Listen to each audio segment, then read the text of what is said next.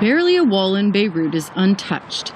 From murals to political messages to advertisements, the walls are serving as a place for public dialogue and political debate. Whether it's a message against the Turkish annexation of Western Armenia, or denouncing rape, or protesting the war in Syria, these days it seems everyone has something to say. No to the extension, says this message, referring to the Lebanese parliament's recent decision to extend its term for another 17 months. Below it, a continuation, not even for one day. Graffiti allows people to voice their frustration, says 20-year-old graffiti artist Yazan Halwani. He's having the first ever solo show for a graffiti artist entitled Jumhuriyat al-Maus, or Banana Republic. A banana republic is a system where you have a very few people who are governing the country.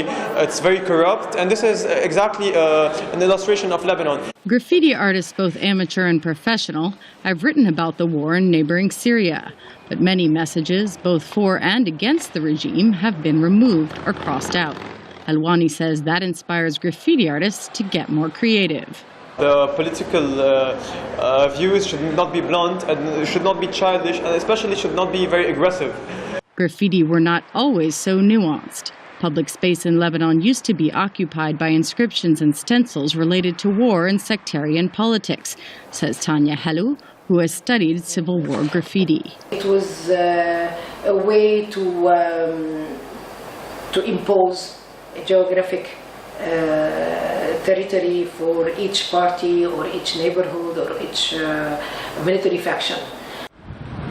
Evidence of those markings remain in Aina Ramani, a low-income Christian neighborhood covered with symbols of a political party called the Lebanese Forces.